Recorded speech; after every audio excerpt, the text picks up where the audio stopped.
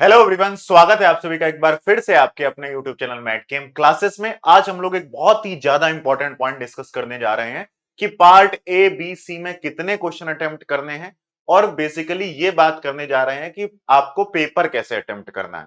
ठीक है, तो चलिए स्टार्ट करते हैं डिस्कशन को। तो मैट गेम क्लासेस आप सभी को पता है 2018 से लगातार हम आप सभी को CSIR नेट केमिकल साइंस के एग्जाम की प्रिपरेशन कराते हुए आ रहे हैं। तो इस पॉइंट पर हम डिस्कस कर सकते हैं, है ना, क्योंकि ये काफी इंपॉर्टेंट पॉइंट है। ऐसा नहीं है कि कोई भी आपको कुछ आकर बता दे तो आप अपना जो एग्जाम अटेम्प्ट करने का तरीका है वो चेंज कर दो और उसकी वजह से आपका भविष्य खराब हो जाए। ऐसा नहीं करना चाहिए, ठीक है। तो इसलिए पूरी जिम्मेदारी के साथ मैं ये आपके साथ आज ये बात डिस्कस करने वाला हूं। सबसे पहले मैं कुछ बातें करूंगा कि इससे पहले जो प्रीवियस टॉपर्स हैं मैट केम क्लासेस के, उन्होंने पेपर कैसे अटेम्प्ट किया था। ठीक है, ये मैट केम क्लासेस के all India rank JRF chemical science में 1 आई थी। ठीक है, संतोष कुमार साहू हमारे स्टूडेंट थे। इनके बारे में सबसे पहले मैं आपको बताता हूं, ठीक है। फिर इसके बाद जो लेटेस्ट एग्जाम दिसंबर 2024 का हुआ है, अमर त्यादक हमारे स्टूडेंट थे, इनकी JRF 12 आई थी, इनके बारे में भी बताऊंगा।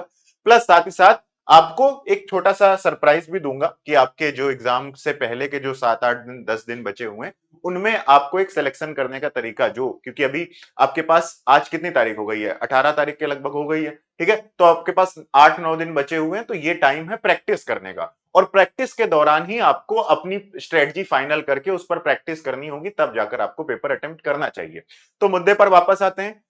सबसे पहले बात करेंगे JRF all India rank 1 Mat Chem classes की तरफ से CSIR NET chemical science Santosh Kumar Sahu. इनसे हमने अभी चर्चा करी कि आपने सर पेपर कैसे अटेम्प्ट किया था, किस पार्ट में कितने क्वेश्चन करे थे। ठीक है, तो संतोष सर ने सबसे पहले बताया कि मैंने सबसे पहले क्या किया। इन्होंने सबसे पहले पार्ट बी को सिलेक्ट किया।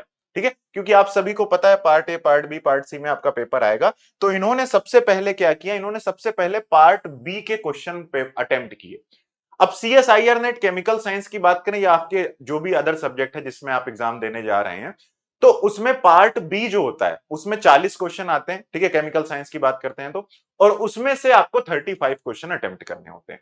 इसका मतलब है, और अगर हम सिलेबस की बात करें तो सिलेबस में आपके पास लगभग 34 टॉपिक्स हैं। 30 टॉपिक आप मान लो, कम से कम 30 टॉपिक से 40 क्वेश्चन आना है। इसका मतलब हर टॉपिक से एक क्वेश्चन आना है। इसका मतलब है आप, और यहां पर सारे के सारे क्वेश्चन 2 नंबर के होते हैं, तो इनमें टाइम मतलब क्वेश्चन बहुत लॉन्ग लेंदी क्वेश्चन नहीं होते हैं। फिजिकल का क्वेश्चन भी होगा तो टू द पॉइंट होगा। ऑर्गेनिक इनऑर्गेनिक के क्वेश्चन तो बिल्कुल आते होंगे या तो नहीं आते होंगे। तो संतोष सर ने JRF ऑल इंडिया रैंक 1 जो केमिकल साइंस के एग्जाम में रहे, उन्होंने सबसे पहले पार्ट बी अटेम्प्ट किया। इन्होंने कहा कि सर जैसे ही पेपर शुरू हुआ मैंने पार्ट बी अटेम्प्ट किया और 30 मिनट के अंदर, विद इन 30 मिनट, मैंने क्या किया, पार्ट बी में मुझे जितने भी क्वेश्चन आते थे मैंने कर दिए, और जिनमें मुझे डाउट था उन्हें मार्क फॉर रिव्यू लगा दिया, और जिनमें लगता था कि यार इसका तो मुझे आइडिया ही नहीं है उसको तुरंत छोड़ दिया। 40 क्वेश्चन 30 मिनट में देखे, और उसमें से जितने क्वेश्चन इनको आते थे इन्होंने उतने क्वेश्चन उसमें अटेम्प्ट कर दिए, और फिर उसके बाद आगे बढ़ गए। इसके बाद इन्होंने, सर ने क्या करा, इन्होंने क्या कहते हैं, अगले 1 घंटे में पार्ट सी के जितने क्वेश्चन हो सकते थे उतने क्वेश्चन एक ही बार में देखते चले गए। अब 60 क्वेश्चन है पार्ट सी में केमिकल साइंस में। तो क्वेश्चन देखा, आता है तो सॉल्व किया, नहीं आता तो छोड़ा, आता है तो सॉल्व किया, आता है तो सॉल्व किया। तो 40 में 60 में से आपको मान लो 15-20 क्वेश्चन ऐसे हो सकते हैं कि जो आपको ना आते हो बिल्कुल। ठीक है, तो आपको 30-40 क्वेश्चन में ही कुल मिलाकर समय देना पड़ेगा, और एक क्वेश्चन में 2 मिनट का समय देकर अगर आपसे क्वेश्चन हो गया तो हो गया। ये बात ध्यान रखनी है। अगले 1 घंटे में इन्होंने पूरा पेपर सॉल्व किया, और पेपर सॉल्व करने के बाद इन्होंने लगभग 27-28 क्वेश्चन करे, जिसमें से 22-23 क्वेश्चन इनको 100% आते थे, और बाकी जो क्वेश्चन थे वो मार्क फॉर रिव्यू के लिए छोड़ दिए। तो अगले 1 घंटे में इन्होंने पार्ट क्या करा, सी अटेम्प्ट करके खत्म कर दिया। अब बचे इनके पास 1.5 घंटे, और इन्होंने 1.5 घंटे के बाद जो 1.5 घंटे से 2 घंटे का समय था उसमें इन्होंने जो पार्ट ए था उसको अटेम्प्ट किया। तो ये एक बड़ी इंपॉर्टेंट बात मुझे लगी, जिसे मुझे आपके साथ आज इस वीडियो में शेयर करना है। पार्ट बी सी ए जो होता है जनरल एप्टीट्यूड, जिसमें 20 क्वेश्चन आते हैं, जिसमें से 15 क्वेश्चन आपको करने हैं। सबसे पहली बात, लास्ट 10 डेज में प्रीवियस ईयर क्वेश्चन को थोड़ा थोड़ा सॉल्व करके आप थोड़ा बहुत प्रैक्टिस करके जाइए। दूसरी बात, इस पार्ट को लास्ट के लिए मत छोड़िए, क्योंकि लास्ट में आप एग्जॉस्ट हो जाएंगे, लास्ट में आप पैनिक होंगे। और इस पार्ट में आपके पास जो 20 क्वेश्चन है उनमें से 4-5 क्वेश्चन तो ऐसे होते ही हैं जो आप अपने एप्टीट्यूड से सही कर सकते हो। और ऐसा ही हुआ था तेज सर के साथ, जब तेज सर ने JRF ऑल इंडिया रैंक 7 हासिल करी, उनके 154 मार्क्स आए, और उनके पार्ट ए में पता है कितने नंबर है, सिर्फ 4 नंबर। क्योंकि उन्होंने पार्ट ए लास्ट में अटेम्प्ट किया, और पार्ट ए के लिए उनके पास 10 मिनट भी और होते ना तो वो पूरा जो उनकी रैंक 1 आती। तो वही गलती इन्होंने संतोष सर ने नहीं करी। इन्होंने बीच में 1.5 घंटे से 2 घंटे के बीच में 20-25 मिनट 30 मिनट में जितने क्वेश्चन आते थे बस देखे, अगर सॉल्व हो गया तो ठीक है, नहीं हुआ तो छोड़ दिया।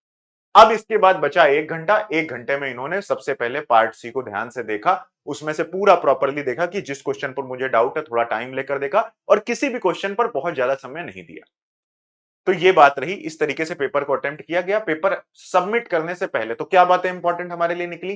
पार्ट बी को आप आधे घंटे में कंप्लीट करके देख लो, ठीक है। दूसरी क्या इंपॉर्टेंट बात निकली? पार्ट सी को आप 1-1.5 घंटा, 1 घंटा सवा घंटा दो, और उसके बाद उसमें एक बार में उसको जितने हो सकते हैं पहले उतने कर लो, बाद में उसके बाद जो पार्ट सी आता है, पार्ट ए आता है सॉरी, तो पार्ट ए को भी आप एग्जाम के बीच में ही करके देख लो, जितने आते हैं तो हो गए, वरना ठीक है। और लास्ट का 1 घंटा फिर आप दो किसमें, कि कौन से में क्या बच गया, कौन से में क्या बच गया। इस तरीके से आपको पेपर सबमिट करने से पहले समय भी मिल गया, आपको पार्ट ए के क्वेश्चन भी मिस नहीं हुए, और पार्ट बी और पार्ट सी में जितने एक बार में आपसे हो गए वो हो गए, और जितने नहीं हुए जिनमें मार्क फॉर रिव्यू था वो आपने लास्ट में अटेम्प्ट किया।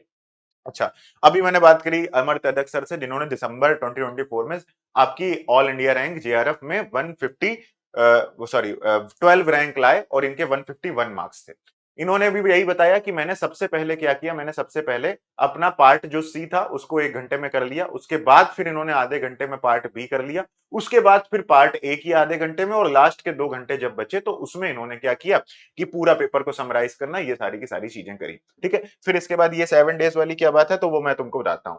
तो इससे पहले इस बात पर चर्चा कर लेते हैं कि हमारी क्या स्ट्रेटजी होनी चाहिए। सबसे पहली बात, अगर आप ऑलरेडी किसी स्ट्रेटजी से अपने टेस्ट सीरीज या क्वेश्चन प्रैक्टिस कर रहे हैं तो अच्छी बात है, आप उसे करके रखिए, ठीक है। अदरवाइज जो ओवरऑल स्ट्रेटजी निकल रही है, तो वो ये निकल रही है कि पार्ट बी, ठीक है, पार्ट बी या फिर पार्ट सी में से आपका जो मन करे आप उसको पहले अटेम्प्ट करें, ठीक है। और इसको 1 घंटे या फिर 1 घंटे 15 मिनट, ठीक है, इतनी देर में इसको कर लें, क्योंकि देखो 60 क्वेश्चन है, 60 नहीं करने हैं आपको, आपको 25 क्वेश्चन करने हैं। हो सकता है आपसे पहला क्वेश्चन गलत हो जाए, दूसरा क्वेश्चन गलत हो जाए, तीसरा भी गलत हो जाए, चौथा भी गलत हो जाए, पांचवा भी गलत हो जाए, 10 के 10 भी गलत हो जाए स्टार्टिंग के।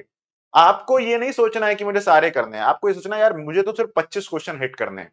तो इसलिए 60 क्वेश्चन हैं आपके पास, तो आया, नहीं आया तो अगले में गए, आया तो आया, नहीं आया तो अगले में गए, आया तो आया गया, नहीं आया तो। अब ऐसा ना हो कि पूरा 1 घंटा तुमने दिया और फिर तुमसे 10 क्वेश्चन ही सॉल्व हुए, इसका मतलब फिर तो तैयारी ठीक नहीं है। तो उसको आप छोड़ो, आपको 1 से 1.25 घंटे के अंदर आपको पार्ट सी में जितने आते हैं उसको कर लीजिए। और कई बार ऐसा भी होगा आपके साथ कि जैसे फिजिकल केमिस्ट्री की बात कर लें, क्वेश्चन आप सॉल्व करोगे, ग्रुप थ्री का क्वेश्चन आया आईआर रमन एक्टिविटी निकालने के लिए, तो वो क्वेश्चन आपसे एक बार में आपने सॉल्व किया और उसके बाद सॉल्व ही नहीं हुआ, गलत आंसर आ गया, तो इसलिए फिर उसको छोड़ देना, उसमें ज्यादा टाइम वेस्ट मत करना, ठीक है, लास्ट के लिए छोड़ देना उसको। दूसरी चीज, उसके बाद फिर आप अगले 30 मिनट के अंदर पार्ट बी में, क्योंकि इसमें सारे क्वेश्चन टू द पॉइंट होंगे, इसमें कुछ भी आपको ज्यादा सॉल्व करने की जरूरत नहीं होती, एक आधा क्वेश्चन कभी कभार आ गया तो आ गया। उसके बाद इतना कुल मिला के पार्ट ए और पार्ट बी आपका 1.5 घंटे 1 घंटे 40 मिनट में कंप्लीट हो जाना चाहिए, और उसके जस्ट बाद आपको पार्ट ए सेलेक्ट कर लेना है, और पार्ट ए में 20-25 मिनट 30 मिनट 20-30 मिनट देकर, अगर आपसे हो रहा है कुछ, थोड़ा ध्यान से फोकस लगाकर, पूरे फोकस के साथ कि हाँ यार ये कोशिश करनी है, अगर हो रहा है तो ठीक है। इसके बाद जब आपका इतना टाइम कंप्लीट हो जाएगा तो फिर आपको जाना है मार्क फॉर रिव्यू वाले क्वेश्चंस में।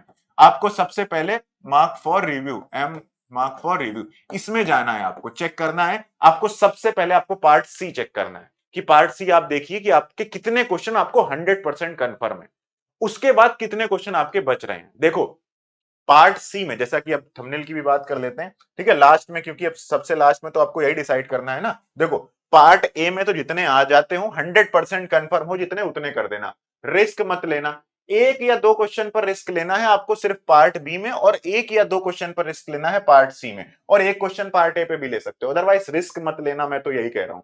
दो दो चार और एक पांच, मुश्किल से 5 क्वेश्चन पर टोटल रिस्क होना चाहिए, और इसके लिए आपको एग्जाम सबमिट करने से पहले आपको ये पता होना चाहिए आपने कितना कुछ किया है, तो उसके लिए ये सबसे बेस्ट है कि आपके पास लास्ट का आधा घंटा 45 मिनट बचे हुए हैं, अब आप सब कुछ देखिए। आप सबसे पहले पार्ट सी देखिए, और पार्ट सी में एक बात समझिए, अगर आपको 130 120 नंबर लेकर आने हैं तो आपको पार्ट सी से कितने नंबर लाने पड़ेंगे, कम से कम 80 to 90 नंबर आपको यहां से लाने पड़ेंगे, ठीक है। 100 भी नंबर कम से कम मान लो 100 नंबर आपको यहां से लाने पड़ेंगे। 100 तो टोटल 25 सही होंगे तब आपके आएंगे। ऐसा मान लो कि आप 23 क्वेश्चन करके आओगे, 3 क्वेश्चन गलत हो गए तो 20 क्वेश्चन आपके सही हुए। 20 क्वेश्चन में से आपके 80 नंबर आए, 3 नंबर कट गए तो आपके 77 नंबर यहां से आ गए। इसके बाद 77 के बाद आपके पास अभी भी कितने नंबर बचे हुए हैं? आपके पास अभी भी 45 के आसपास नंबर आपको लेकर आने हैं। तो 45 में से इसका मतलब हो गया 10 नंबर पार्ट ए से लाने हैं, तो 5 क्वेश्चन तो कम से कम इधर होने ही चाहिए। और पार्ट बी में आपके पास 40 में से आपको 15 क्वेश्चन, कम से कम 15 से ज्यादा ही करके आने हैं। तो 15 से ज्यादा आपको करके आने हैं पार्ट बी में। और पार्ट सी में 20 तो सही होने चाहिए, ये बात ध्यान रखना, 20 तो सही होने चाहिए। अगर आपके मान लो 15-16 क्वेश्चन ही सही हो रहे हैं पार्ट सी में, जिसमें आपको 15-16 में ही डाउट है, तो पार्ट बी में एक बार अच्छे से देख लेना कि पार्ट बी में क्या कुछ क्वेश्चन है आपको जो आ सकते हैं। पार्ट ए देख लेना कि पार्ट ए से कुछ हो सकता है कि आपका जुगाड़। आपको ओवरऑल दिमाग लगाकर रखना है कि आपके जितने क्वेश्चन में आप पक्के हैं, श्योर हैं, उतने क्वेश्चन से आपके 120 मार्क्स बन जा रहे हो। अगर नहीं बन पा रहे हैं तो फिर तो आपको थोड़ा बहुत रिस्क लेना ही पड़ेगा। और रिस्क उन्हीं क्वेश्चन पर लीजिएगा जिन क्वेश्चन पर आपको 2 ऑप्शंस में से डाउट हो। और दूसरी बात, रिस्क पार्ट सी में 2-3 क्वेश्चन से ज्यादा नहीं, पार्ट बी में भी 2-3 क्वेश्चन से ज्यादा नहीं, और पार्ट ए में भी 1-2 क्वेश्चन मुश्किल से। अगर आपके नंबर बहुत कम रह जा रहे हैं तब आप 5 से ज्यादा क्वेश्चन पर रिस्क लीजिएगा। अदरवाइज आप ओवरऑल 2 क्वेश्चन पार्ट सी में, 2 क्वेश्चन पार्ट बी में और 1 क्वेश्चन पार्ट सी में, इतने क्वेश्चन पर ही रिस्क लीजिएगा। 5 क्वेश्चन यहां से, 15-20 क्वेश्चन यहां से और 20 प्लस क्वेश्चन यहां से आपको अटेम्प्ट करने हैं। पूरी स्ट्रेटजी मैंने आपको बता दी। अब सबसे लास्ट में डिस्कस कर लेते हैं कि ये क्या है, ये 7 डेज का क्या है सिलेक्शन बैच और फाइनल रिवीजन स्प्रिंट। तो मैट कैम क्लासेस आप सभी को लास्ट 7 डेज में आपको रिवीजन बहुत अच्छे से हो जाए, आपकी क्वेश्चन प्रैक्टिस बहुत अच्छे से हो जाए, इसके लिए 7 डेज का एक सरप्राइजिंग सिलेक्शन बैच लेकर आ रही है। इसमें फीस कुछ नहीं है, लगभग ऐसे मिनिमलिस्टिक फीस रहेगी। बस ये बैच क्या करेगा, आपको रिवीजन कराने में बहुत ही बढ़िया हेल्प करेगा और आपको प्रैक्टिस करने में बहुत ही बढ़िया हेल्प करेगा। और जो ये स्ट्रेटजी है ना मैंने अभी बताई है, इस स्ट्रेटजी को बार बार प्रैक्टिस करके एग्जीक्यूट करने में भी आपको बहुत ज्यादा हेल्प करेगा। इसके लिए मैट कैम क्लासेस के इसी यूट्यूब चैनल पर आज 4:45 पर शाम को इस टॉपिक पर लाइव सेशन होने वाला है। अगर आप इसके बाद इस वीडियो को देख रहे हैं तो आप जाकर लाइव सेक्शन में इस वीडियो को क्या कर लीजिएगा, देख लीजिएगा। अदरवाइज इसकी मैं लिंक डिस्क्रिप्शन में दे दूंगा, इसे मत मिस मत करिएगा, ठीक है। So this is the point that I thought कि मुझे आप सभी के साथ डिस्कस करना चाहिए, तो डिस्कस कर दिया है। होपफुली अगर आपको किसी भी तरीके की हेल्प मिली हो तो वीडियो को लाइक करके चैनल को सब्सक्राइब कर लेना। और कोई भी डाउट हो आप कमेंट करना, मैं खुद रिप्लाई करूंगा आपके सारे कमेंट्स का। Thank you so much guys for watching this video.